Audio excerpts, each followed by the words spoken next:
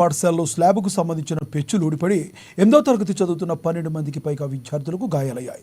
ఈ సంఘటన జరిగినప్పటికీ తల్లిదండ్రులు కూడా తెలియకుండా ప్రైవేట్ హాస్పిటల్కి తరలించినట్లు సమాచారం అందడంతో విద్యార్థి సంఘ నాయకులతో పాటు రెవెన్యూ శాఖ అధికారులు సంఘటనా స్థలానికి చేరుకున్నారు.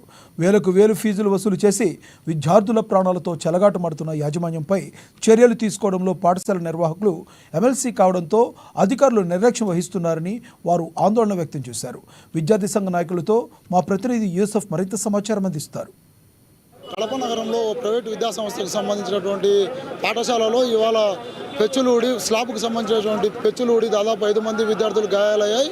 1 గంట సమయంలో ఈ సంఘటన జరిగినప్పటికీ కూడా వారి కుటుంబ సభ్యులకు తెలియజేయకపోవడంపై విద్యార్థి సంఘ నాయకులు ఆగ్రహం వ్యక్తం చేస్తూ ఉన్నారు. ఇవాళ స్కూల్ ఎదుట పెద్ద ఎత్తున ఆందోళన కార్యక్రమానికి శ్రీకారం చుట్టారు. ఇదే అంశానికి సంబంధించి విద్యార్థి సంఘ నాయకులు ఉన్నారు, వారిని అడిగి తెలుసుకునేందుకు ప్రయత్నం చేశాం.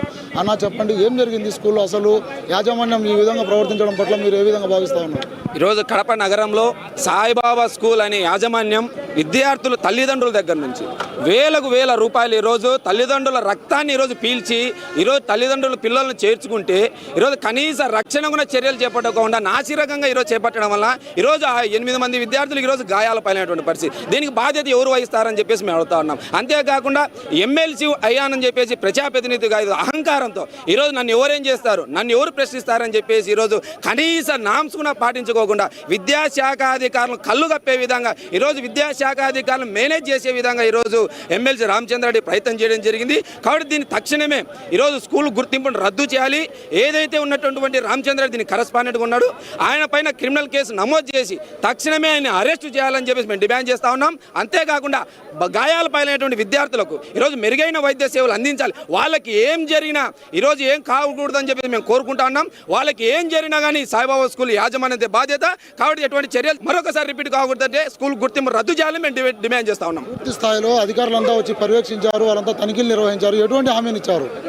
అధికారులు వచ్చి ఎలాంటి చర్యలు అంటే పై మటుకు చర్యలు చేస్తూ ఉన్నారు. అంటే స్పష్టమైనటువంటి చర్యలు తీసుకుంటామని చెప్పి ఇక్కడ ఉన్నటువంటి అధికారులు చెప్పడం లేదు.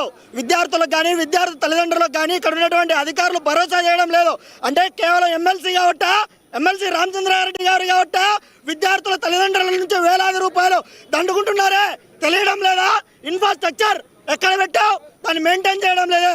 ఇలాంటివన్నీ మెయింటైన్ చేయకపోయినప్పటికి కూడా ఎమ్మెల్సీ గారు కాబట్టి అధికార పార్టీ జెండా పునాదులపై నిర్మించుకున్నారు కాబట్టి మొన్నటి వరకు మీరు చర్యలు తీసుకోకుండా వ్యవహరిస్తూ ఉన్నారు. అందుకే అధికారుల పైన, ప్రైవేటు విద్యా సంస్థల పైన ఖచ్చితంగా విద్యార్థి యువజన సంఘాల ఆధ్వర్యంలో పోరాటం చేస్తామని చెప్పి తెలియజేస్తా ఉన్నాం.